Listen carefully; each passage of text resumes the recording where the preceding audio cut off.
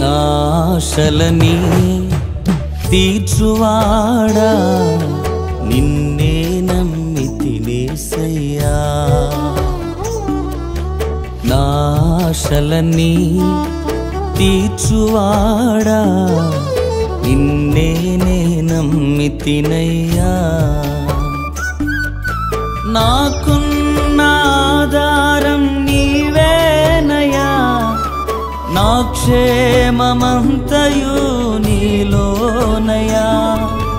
నాకున్న ఆధారం నీవేనయ్యా, నా క్షేమమంతయు నీలోనయ్యా.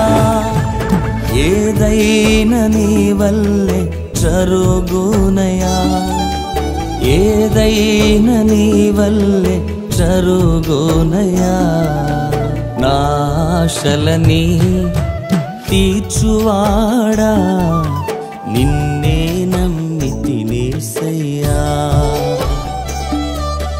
నా ఆశలని తీర్చువాడా నిన్నే నమ్మితినయ్యా. ప్రభునామానికి మహిమ కలుగును గాక. మరొకసారి ప్రేక్షకులందరికీ నిండు శుభాభివందనాలు తెలియజేస్తున్నాను. ఇమ్మానుయేలు ప్రార్థన పరిచర్యల ద్వారా క్రీస్తు స్వరమాలిక అనే యొక్క ప్రవచన్ టీవీ ప్రోగ్రాంను వీక్షిస్తూ ఉన్న ప్రతి ఒక్కరికి మరొకసారి శుభాభివందనాలు తెలియజేస్తున్నాను. నేటి ధ్యానాంశాన్ని ప్రారంభించుకునే ముందు ప్రార్థన చేసుకుందాం. అత్యంత కృపా కనికరం కలిగిన మా ప్రియరక్షక మీ గణనామానికి వేలాది స్తుతులు స్తోత్రాలు వందనాలు. మరొక పర్యంతము నాయటి రీతిలో తండ్రి నీ సువార్తను ప్రకటించడానికి ఇచ్చిన సమయాన్ని బట్టి స్తుతిస్తూ ఉన్నాం. గడిచిన వారం నాయన వర్తమానం ఎంతైనా తండ్రి కొంతమందికైనా ఉపయోగకరంగా ఉందని నమ్మి స్తుతిస్తూ ఉన్నాము. మరలా తిరిగి నాయన పరిశుద్ధ గ్రంథంలో నుండి నీ మాటలు తండ్రి నాయన మేము ధ్యానిస్తూ ఉండగా మీ ఆత్మను మా మధ్యలో సంచరింపచేయనీయమని, ఈరోజు ఏ మాట ద్వారా మాతో మీరు మాట్లాడని ఉద్దేశించున్నారో అటు మాట వింటున్న ప్రతి ఒక్కరికి దీవెనకరంగా మీరు మలచమని, సమస్త మహిమ ఘనత ప్రభావములు మీరే పొందుకొనమని యేసే అతి శ్రేష్టకరమైన నామమందు ప్రార్థించి స్తుతించి అడిగి వేడుకొంచున్నాము తండ్రి, ఆమేన్. పరిశుద్ధ గ్రంథంలో నుండి నేటి ధ్యానాంశముగా రూతు గ్రంథము 2వ అధ్యాయం 2వ వచనాన్ని చదువుకుందాం. రూతు గ్రంథము 2వ అధ్యాయం 2వ వచనాన్ని చదువుకుందాం. మోయాబీయురాలైన రూతు. చాలండి, ఈరోజు మన ధ్యానాంశం మార్పు చెందిన మోయాబీయురాలు. పరిశుద్ధ గ్రంథంలో మనం ఆలోచన చేసినట్లయితే ఈ చదువుబడిన ఈ వచనంలో ఒక స్త్రీ మనకు కనబడుతుంది. ఆమె మోయాబీయురాలుగా మనకు కనబడుతుంది. మోయాబీయురాలు అనగా ఆమె మోయాబు దేశానికి చెందినదిగా కనబడుతుంది. మోయాబీలు ఎవరు అని మనం ఆలోచన చేసినట్లయితే ఆదికాండము 19వ అధ్యాయం పరిశుద్ధ గ్రంథంలో నుండి ఆదికాండము 19వ అధ్యాయం 37వ వచనాన్ని మనం చదివినట్లయితే, వారిలో పెద్దది కుమారుని కని వానికి మోయాబు అను పేరు పెట్టెను. ఎవరు ఈ మోయాబీలు అని మనం ఆలోచన చేస్తే లోతు యొక్క పెద్ద కుమార్తె సంతానంగా మనకు కనబడుతుంది.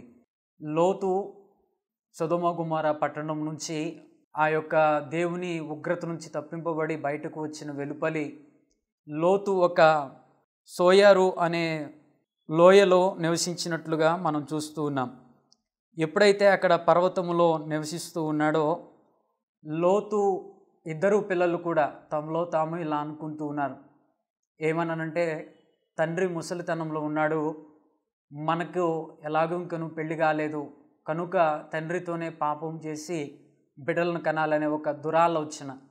ఇక్కడ ఒక నిమిషం మనం ఆలోచన చేయవలసిన విషయం ఏంటనంటే, చాలామంది క్రీస్తు విరోధులు ఈ వచనాన్ని చాలా వ్యంగ్యంగా మాట్లాడుతూ ఉన్నారు. ఇక్కడ పాపం చేయాలనే ఆలోచన లోతుది కాదు, పాపం చేయడం దేవుని చిత్తం కాదు. అపవాది చేత వారు ప్రేరేపింపబడి అపవాది యొక్క ఆలోచన వారిలోనికి వచ్చిన కారణాన ఇటు పాపం చేసినట్లుగా మనం చూస్తూ ఉన్నాం. ఆ పాపం ద్వారా లోతు పెద్ద కుమార్తె కనిన సంతానం మోయాబీయులుగా కనబడుతున్నాడు. మోయాబీయులు ఒక దేశాన్ని స్వతంత్రించుకున్నట్లుగా మోయాబు ప్రాంతంలో వారు నివసిస్తూ ఉన్నట్లుగా మనం చూస్తూ ఉన్నాం. ఇప్పుడు మనం చదివిన ఈ వచనాన్ని మనం ఆలోచన చేస్తే రూతు మోయాబీయురాలుగా కనబడుతుంది. అనగా పాపపు సంతానానికి పుట్టిన ఆ యొక్క జాతికి ఆమె కనబడుతున్నట్లుగా మనం చూస్తూ ఉన్నాం. ఈరోజు నీవు నేను గ్రహించవలసిన ఒక ఆత్మీయ సత్యం ఏంటంటే, మోయాబు ఈ లోకానికి సాదృశ్యంగా ఉంటే ఒకానొకప్పుడు మనము కూడా పాపంలో బ్రతికిన వారం, శాపంలో బ్రతికిన వారం, దేవుని యొక్క చిత్తాన్ని విడిచి బ్రతికిన వారం. ఈరోజు దేవుని కృపలో నీవు నేను రక్షింపబడి దేవుని సన్నిధిలో చేర్చబడిన వారం. మోయాబీయురాలైన రూతు ఏ విధముగా మార్చబడిన తర్వాత తన జీవితాన్ని కలిగి జీవించిందో, ఒకనాటి పాపపు శాపపు జీవితాన్ని విడిచిపెట్టి దేవుని సన్నిధిలోనికి చేర్చబడిన మనం కూడా అటు విధానంలో జీవించవలసిన వారముగా ఉంటూ ఉన్నాం. ఒక ఆలోచన చేయాలి. ఈరోజు రూతు జీవితంలో నుంచి ప్రభు మనతో మాట్లాడుతున్న మాటలను ఆధారంగా చేసుకుంటూ మన ఆత్మీయ స్థితి ఎలా ఉందో ఆత్మ పరిశీలన చేసుకోవడం చాలా ప్రాముఖ్యమై ఉంది. మనం ఆలోచన చేసినట్లయితే రూతు గ్రంథం 1వ అధ్యాయం 1వ వచనాన్ని మనం చదివినట్లయితే, న్యాయాధిపతులు ఏలిన దినముల యందు దేశంలో కరువు కలుగుగా యూదా బెత్లెహేము నుండి ఒక మనుష్యుడు తన భార్యను తన 2 కుమారులను వెంట పెట్టుకొని మోయాబు దేశమున కాపురముండుటకు వెళ్ళెను. ఆ మనిషిని పేరు ఎలీమెలెకు, అతని భార్య పేరు నయోమి. నయోమి కుటుంబం బెత్లెహేమును విడిచి మోయాబు దేశానికి వెళ్ళినట్లుగా మనం పరిశుద్ధ గ్రంథంలో చూస్తూ ఉన్నాం. బెత్లెహేము అనగా రొట్టెల ఇల్లు, లేదంటే ఆశీర్వాదపు పురంగా కనబడుతోంది. ఆ దేశంలో కరువు వచ్చినప్పుడు వారు ఎక్కడ సమృద్ధి ఉందా అని వెతుకుతూ ఉన్నారనంట. ఈరోజు మనం గ్రహించవలసిన ఒక ఆత్మీయ సత్యం ఏంటనంటే, దేవుని సన్నిధిలోనికి చేర్చబడిన తర్వాత అపవాది మనకు లోకాన్ని ఆకర్షించడానికి, లోకపు ఆశల వలయంలోనికి మనల్ని నెట్టివేయడానికి, లోకము సమృద్ధి కలిగిన ప్రాంతంగా మనకు చూపిస్తూ ఉంటూ ఉంటాడు. ఇక్కడ నయోమి కుటుంబం కూడా మనం ఆలోచన చేస్తే, బెత్లెహేములో కరువు వచ్చినప్పుడు మోయాబు సమృద్ధి కలిగిన ప్రాంతంగా వారికి కనబడేటట్లు అపవాది వారిని ప్రేరేపించిన కారణాన రొట్టెల ఇల్లు అయినా, ఆశీర్వాదపు పురమైన, దేవుని ఇల్లు అయిన బెత్లెహేమును విడిచి వారు మోయాబు దేశానికి వెళ్ళిపోయినట్లుగా మనం చూస్తూ ఉన్నాం. నయోమి కుటుంబం మోయాబు దేశానికి వెళ్ళి ఏమైనా సాధించిందా అని మనం ఆలోచన చేస్తే, మోయాబు దేశం వెళ్ళిన తర్వాత నయోమి కుటుంబం శిథిలమైపోయినట్లుగా మనం చూస్తూ ఉన్నాం. మొదటగా తన భర్తను కోల్పోయింది. తదుపరి 2 కుమారులకు వివాహాలు ఆ మోయాబు స్త్రీలతోనే చేసినట్లుగా పరిశుద్ధ గ్రంథంలో మనం చూస్తూ ఉన్నాం. మోయాబు స్త్రీలను 2 వివాహం చేసిన కొంతకాలానికే తన 2 కుమారులు కూడా చనిపోయినట్లుగా మనం చూస్తూ ఉన్నాం. ఎప్పుడైతే మోడు బారిన స్థితిలోనికి నయోమి వెళ్ళిపోయిందో, తన కుటుంబము శిథిలమైపోయిన స్థితిలోనికి వెళ్ళిపోయిందో, తాను ఎక్కడ ఉందో తాను గ్రహించగలిగింది.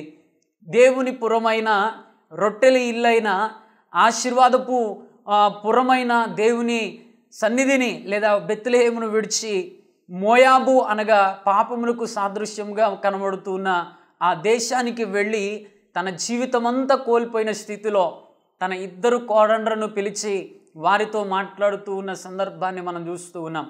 2 కోడండ్రతో అంటుంది, మీ తల్లి ఇంటికి తిరిగి వెళ్ళండి, వారు అక్కడ మరలా మీకు వివాహాలు చేస్తారు, వారితో మీరు సంతోషించండి అని చెప్పినప్పుడు మొదటిగా చిన్న కోడలు తిరిగి వెళ్ళిపోయినట్లుగా మనం చూస్తూ ఉన్నాం. అయితే మోయాబు దేశానికి చెందిన రూతు అయితే తన జీవితాన్ని మార్చుకుంది కనుక తన అత్తతో ఇలా పలుకుతుంది. మనం చూసినట్లయితే మొట్టమొదటిగా రూతు గ్రంథము 1వ అధ్యాయం 16వ వచనం నుంచి నేను చదువుతున్నాను. అందుకు రూతు, నా వెంబడి రావద్దనియు నన్ను విడిచిపెట్టవనియు నన్ను బ్రతిమాలు కొనవద్దు, నీవు వెళ్ళు చోటకే నేను వచ్చేదను, నీవు నివసించు చోటనే నేను నివసించేదను, నీ జనమే నా జనము, నీ దేవుడే నా దేవుడు, నీవు మృతి పొందు చోటను నేను మృతి పొందేదను, అక్కడనే పాతి పెట్టబడుదును.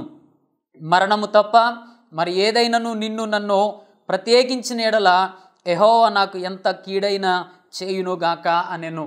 మార్చబడిన రూతు మొట్టమొదటిగా పలుకుతూ ఉన్న ఒక శ్రేష్టకరమైన మాటను మనం ఇక్కడ చూస్తూ ఉన్నాం. తన అత్త ఒక అవకాశం ఇచ్చింది, తిరిగి మరలా కుటుంబాన్ని కట్టుకోవడం కోసం, తిరిగి మరలా సంతోషకరమైన ఆనందకరమైన జీవితాన్ని తన దేశంలో పొందుకోవడం కోసం. కానీ రూతు తన అత్త దేశాన్ని కానీ తన అత్త యొక్క జాతిని కానీ ఆలోచన చేసింది కనుక తన అత్తతో ఇలా మాట్లాడుతుంది. ఏమన్నానంటే, అత్త నన్ను నీ వెంట రావద్దని కానీ, లేదనంటే నన్ను నీతో ఉండొద్దని కానీ నువ్వు నన్ను బ్రతిమాలుకోవద్దు. నీవెక్కడుంటే నేను అక్కడే ఉంటాను. నీ జనమే నా జనము, నీ దేవుడే నా దేవుడు. మరణం తప్ప నిన్ను నన్ను ఏది కూడా వేరు చేయడానికి వీలు లేదు. ఇక్కడ ఒక స్థిరమైన నిర్ణయం రూతు తీసుకుంటూ ఉన్నట్లుగా మనం చూస్తూ ఉన్నాం. నిజమే, ఒకప్పుడు పాపంలో శాపములో లోకమనే మోయాబులో బ్రతికిన మనలను ప్రభు విడిపించాడు, ప్రభు సన్నిధిలోనికి చేర్చాడు. ప్రభు సన్నిధిలోనికి వచ్చిన మనం, మార్పు చెందిన మనం రూతు వలె స్థిరమైన నిర్ణయం కలిగిన వారముగా బ్రతకాలి.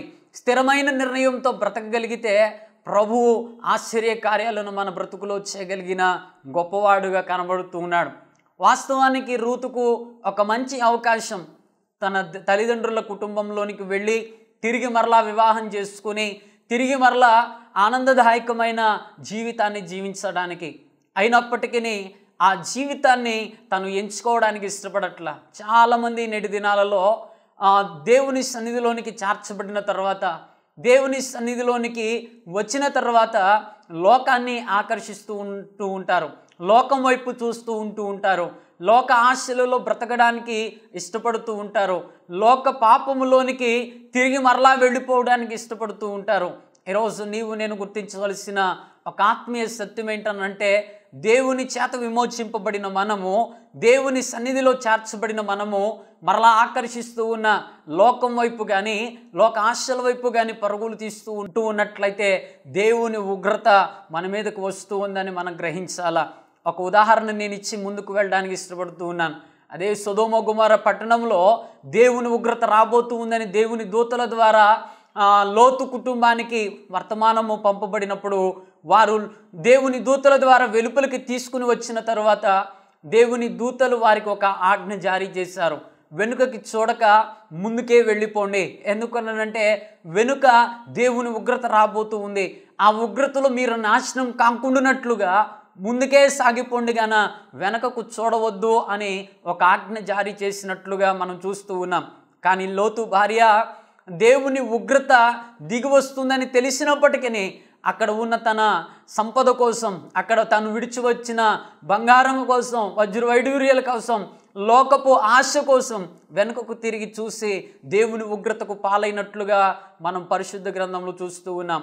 ఈరోజు దేవుని చేత పిలువబడిన మనము, దేవుని చేత విమోచింపబడిన మనము, దేవుని సన్నిధిలో ఆయన బిడ్డలముగా చేర్చబడిన మనము ఒక స్థిరమైన నిర్ణయం కలిగి ఏది ఏమైనప్పటికీ, కీడైనా మేలైనా, లాభమైన నష్టమైన దేవుని సన్నిధిని విడవక దేవుని సన్నిధిలో బ్రతకడానికి కనుక మనం నిర్ణయం తీసుకోగలిగితే ఆయన విడిచిపెట్టేవాడు కాదు.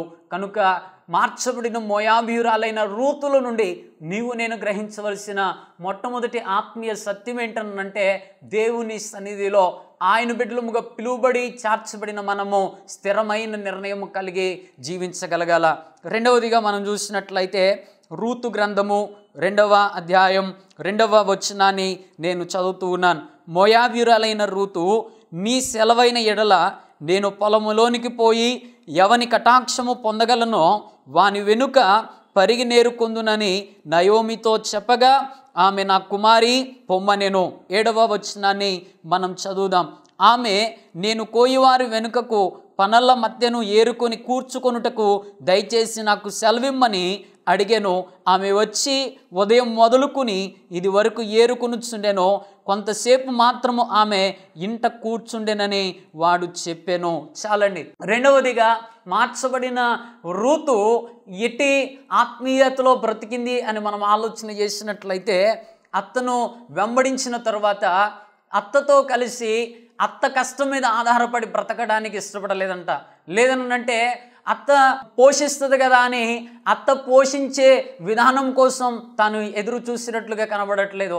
తన అత్తతో ఎలా పలుకుతుంది, ఏమన్నానంటే, నీ సెలవైన ఎడల నేను పొలములోనికి పోయి ఎవని కటాక్షము పొందగలనో వాని వెనుక పరిగి నేరుకొందునని నయోమితో చెప్పగా, ఇక్కడ మనం ఆలోచన చేసినట్లయితే అత్త వెనుక సుఖాన్ని అనుభవించడానికి రాలేదు, కానీ అత్త వెనుక కష్టాన్ని అనుభవించడానికి ఆమె ఇష్టపడి వచ్చినట్లుగా మనం పరిశుద్ధ గ్రంథంలో చూస్తూ ఉన్నాం.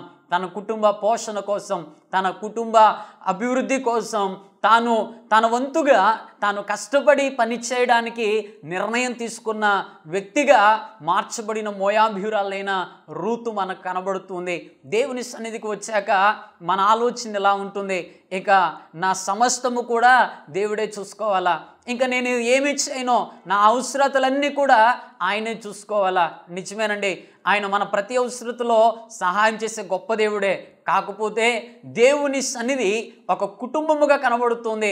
ఈరోజు దేవుని సన్నిధి అనే కుటుంబంలో చేర్చబడిన నీవు నీ కుటుంబ పోషణ కోసం, అనగా సంఘ క్షేమాభివృద్ధి కోసం, సంఘ ఎదుగుదల కోసం, సంఘ అభివృద్ధి కోసం నీ వంతు నీవు కష్టపడగలగాల.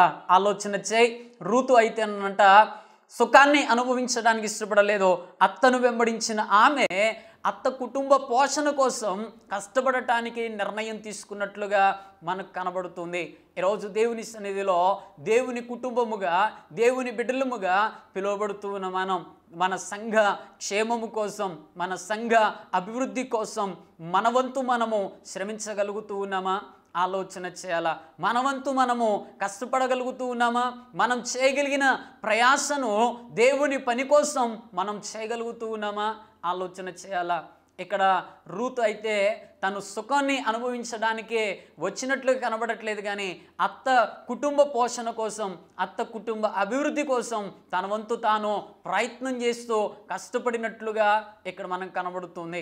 ప్రియమైన దేవుని సంఘమా, సంఘం ఎదగాలి అనంటే, సంఘం అభివృద్ధి చెందాలి అనంటే, సంఘంలో నూతన ఆత్మలు చేర్చబడాలి అనంటే, సంఘమైన కుటుంబంలో చేర్చబడిన నీవు నీ వంతుగా నీ సంఘ క్షేమాభివృద్ధి కొరకు, సంఘ ఎదుగుదల కొరకు, సంఘ అభివృద్ధి కొరకు నీవు కష్టపడి పని చేయగలగాల. ఆలోచన చేయాలా. సంఘ అభివృద్ధి కొరకు ఏ రోజైనా కష్టపడ్డ వారమేనా? అలా కాకుండా దేవుని దగ్గరకు వచ్చాక అన్నీ నాకు దీవెనలు రావాలి, దేవుని దగ్గరకు వచ్చాక అంతా సుఖంగానే ఉండాలి, దేవుని దగ్గరకు వచ్చాక అన్ని ఆశీర్వాదాలు నాకే కావాలి అంటూ నీవు స్వలాభము కోసం కనుక దేవుని సన్నిధిలో ఉంటూ ఉన్నట్లయితే ఎంత మాత్రము కూడా నీవు క్షేమాన్ని పొందలేవు, ఎంత మాత్రము కూడా నీవు ఆత్మీయతలో బలపడలేవు, ఎంత మాత్రము కూడా నీవు దేవుని ఆశీర్వాదాన్ని సమృద్ధిగా పొందుకోలేవు. కనుక మార్చబడిన మోయాబీయురాలైన రూతు తన జీవితం ద్వారా నీతో నాతో మాట్లాడుతుంది. సంఘం అనే కుటుంబంలో చేర్చబడిన నీవు నేను ఆ కుటుంబ పోషణ కొరకు, ఆ కుటుంబ ఎదుగుదల కొరకు, ఆ కుటుంబ ఆశీర్వాదం కొరకు మన వంతు మనము ప్రయాసపడగలగాల. మూడవదిగా మనం చూసినట్లయితే రూతు గ్రంథములో నుండి 2వ అధ్యాయం వచనాన్ని మనం చదివినట్లయితే, కాబట్టి యవల కోతయు గోధుమల కోతయు ముగి వరకు ఆమె ఏరుకొనుచు బోయేజు పనికత్తుల యొద్ద నిలకడగా నుండి తన అత్త ఇంట నివసించెను. మూడవదిగా మనం చూస్తూ ఉన్నాం, మార్చబడిన మోయాబీయురాలైన రూతు అనంట నిలకడగా ఉంది. ఆలోచన చేయండి. దేవుని సన్నిధిలో నీవు నేను నిలకడగా ఉండగలుగుతూ ఉన్నామా? ఏదైనా సావుకుడు కష్టంతో కూడిన మాట ఏదైనా మాట్లాడితే ఇక ఆ సంఘం మనకు అవసరం లేదు, స్థిరత్వం మనలో ఉండదు. ఏదైనా ఒక గద్దెంపుతో కూడిన మాట మన చెవులోనికి వస్తే గాన ఇక దేవుని సన్నిధి మనకు అవసరం లేదు.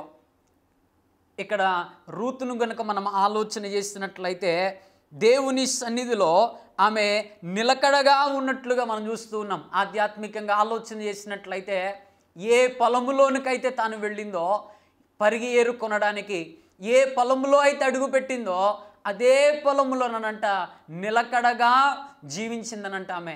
ఈరోజు రక్షింపబడిన నీవు, ఈరోజు మార్పు చెందిన నీవు, ఈరోజు సంఘంలో చేర్చబడిన నీవు నిలకడగా దేవుని సన్నిధిలో బ్రతకగలుగుతూ ఉన్నావా? ఆలోచన చేయాలా? ఒకప్పుడు అన్యురాలుగా కనబడుతుంది రూతు. దేవుని ఎరగని ప్రజల మధ్యలో జీవించిన వ్యక్తిగా కనబడుతుంది. పాపానికి సాదృశ్యమైన మోయాబులో బ్రతికిన వ్యక్తిగా కనబడుతుంది. కానీ ఎప్పుడైతే నయోమి కుటుంబంలో చేర్చబడిందో, ఎప్పుడైతే బెత్లెహేము వారసురాలుగా మార్చబడిందో, ఆమె జీవితం అంతా కూడా మార్చివేసుకుంది. మొట్టమొదటిగా స్థిరమైన నిర్ణయం కలిగి బ్రతికింది. రెండవదిగా కష్టపడటానికి ఇష్టపడింది. మూడవదిగా నిలకడగా నిలిచి ఉందనంట. ఆలోచన చేయి. మార్చబడిన నీవు, పాపం నుంచి విడిపింపబడిన నీవు, శాపం నుంచి విడిపింపబడిన నీవు, దేవుని సన్నిధిలో చేర్చబడిన నీవు, దేవుని బిడ్డగా పిలువబడుతున్న నీవు, దేవుని సన్నిధిలో స్థిరంగా ఉండగలుగుతూ ఉన్నావా? దేవుని సన్నిధిలో నీవంతు నీవు కష్టపడగలుగుతూ ఉన్నావా? దేవుని సన్నిధిలో నీవు నిలకడగా బ్రతకగలుగుతూ ఉన్నావా? మార్చబడిన మోయాబీయురాలైన రూతు అనంట స్థిరమైన నిర్ణయం కలిగి కష్టపడటానికి ఇష్టపడి నిలకడగా జీవించిన కారణానంట దేవుడు ఆమెను విడిచిపెట్టలేదు. దేవుడు ఆమెను విడిచిపెట్టలేదు. బోయాజును వివాహం చేసుకోవడానికి దేవుడు ఆమె పట్ల కృపను చూపించినట్లుగా మనం చూస్తూ ఉన్నాం. బోయాజును వివాహం చేసుకోవడం వల్ల బోయాజు యూదా వంశానికి చెందినవాడిగా మనకు కనబడుతూ ఉన్నాడు. బోయాజులో నుండి యెషయా వచ్చాడు, యెషయాలో నుండి దావీదు వచ్చాడు, దావీదులో నుండి యేసు ప్రభువారు ఈ లోకంలోనికి వచ్చినట్లుగా మనం చూస్తూ ఉన్నాం. ఎంతటి ప్రాధాన్యతనంటే యేసు క్రీస్తు వంశావళిలోనంట మార్చబడిన మోయాబీయురాలు చేర్చబడే ధన్యత రూతు పొందుకుంది. కారణం ఏంటనంటే ఆమె తన బ్రతుకును మార్చుకోవడం మాత్రమే కాకుండా స్థిరమైన నిర్ణయం కలిగి కష్టపడటానికి ఇష్టపడి నిలకడగా దేవుని సన్నిధిలో ఉన్నట్లుగా మనం చూస్తూ ఉన్నాం. ఈరోజు ఆయన చేత విమోచింపబడి రక్షింపబడి ఆయన సన్నిధిలో చేర్చబడి ఆయన బిడ్డలుగా పిలువబడుతున్న మనము కూడా, దేవుని సన్నిధిలో చేర్చబడిన మనము కూడా స్థిరమైన నిర్ణయం కలిగి కష్టపడటానికి ఇష్టపడగలిగి దేవుని సన్నిధిలో నిలకడగా ఉండగలిగితే రూతు కంటే కూడా శ్రేష్టకరమైన ధన్యత ప్రభు మనకి ఇవ్వబోతూ ఉన్నాడు.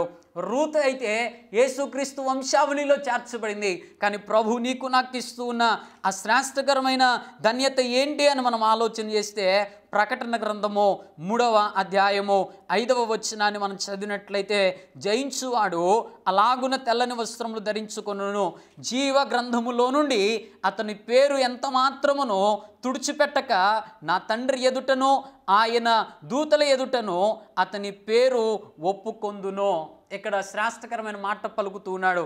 ఇక్కడ మనం చూస్తూ ఉన్నాం 7 నక్షత్రములు సార్దీసు సంఘముతో ప్రభు మాట్లాడుతూ ఉన్న మాట ఏంటంటే, జీవ గ్రంథములో నుండి అతని పేరు ఎంత మాత్రమును కూడా తుడిచివేయబడదు. ఈరోజు ప్రభు నీకు నాకు ఇస్తూ ఉన్న శ్రేష్టకరమైన ధన్యత ఏమయ్యింది అని మనం ఆలోచన చేసినట్లయితే, దేవుని సన్నిధిలోనికి విమోచింపబడి రక్షింపబడి ఆయన బిడ్డలముగా చేర్చబడిన మనము కనుక స్థిరమైన నిర్ణయం కలిగిన వారముగా, కష్టపడటానికి ఇష్టపడగలిగిన వారముగా, నిలకడ కలిగి ఆయన సన్నిధిలో నిలిచి ఉండే వారముగా మనము బ్రతకగలిగితే మన పేరనంట జీవ గ్రంథంలో లిఖింపబడుతుందనంట. నమ్మితే స్తోత్రం చెల్లిద్దాం. హల్లెలూయా. ఈరోజు దేవుడు నీకు నాకు ఒక శ్రేష్టకరమైన ధన్యతనివ్వడానికి నీతో నాతో మాట్లాడుతూ ఉన్నాడు. ఏదో నామక భక్తిని కొనసాగిస్తూ ఏదో అవసరం ఉన్నప్పుడు దేవుని సన్నిధిలో ఉంటూ అవసరం అయిపోయిన తర్వాత నీ ఇష్టానుసారముగా లేదంటే మన ఇష్టానుసారముగా బ్రతుకుతూ ఉన్నామేమో. ఈరోజు ఒకసారి ఆత్మ పరిశీలన చేసుకుందాం. పాపం నుంచి విడిపించిన దేవుడు, శాపం నుంచి విడిపించిన దేవుడు ధన్యకరమైన జీవితాన్ని నీకు నాకు ఇవ్వటానికి ఇష్టపడుతూ ఉన్నాడు.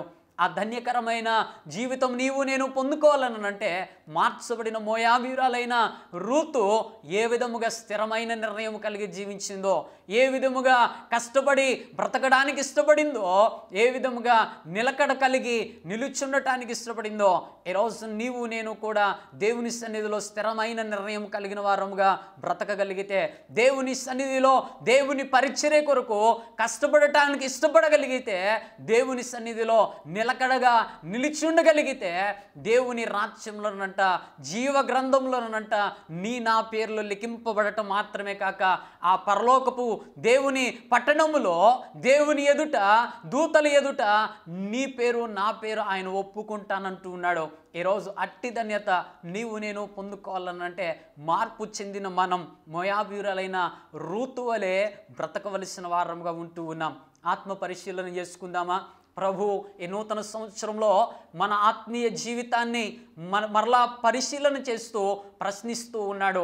ఎందుకో తెలుసిన, మార్చబడిన మనము మార్పు చెందిన వారంగా బ్రతుకుతూ ఉన్నామా, లేదనంటే లోకం ఆకర్షిస్తూ ఉండగా లోకాశల వైపు పరుగులు తీస్తూ ఉన్నామా? అందుకేనేమో నష్టాలు, అందుకేనేమో కష్టాలు, అందుకేనేమో బాధలు, అందుకేనేమో శ్రమలు. నా ముగింపులో నేను ఒక మాటను చెప్పడానికి ఇష్టపడుతూ ఉన్నాను. కీర్తనల గ్రంథం 34వ అధ్యాయం 19వ వచనాన్ని మనం చదివినట్లయితే, నీతిమంతులకు కలుగు ఆపదలు అనేకములు, వాటన్నిటిలో నుండి యెహోవా వానిని విడిపించును అనే ఒక శ్రేష్టకరమైన ధన్యత అక్కడ మనకు కనబడుతుంది.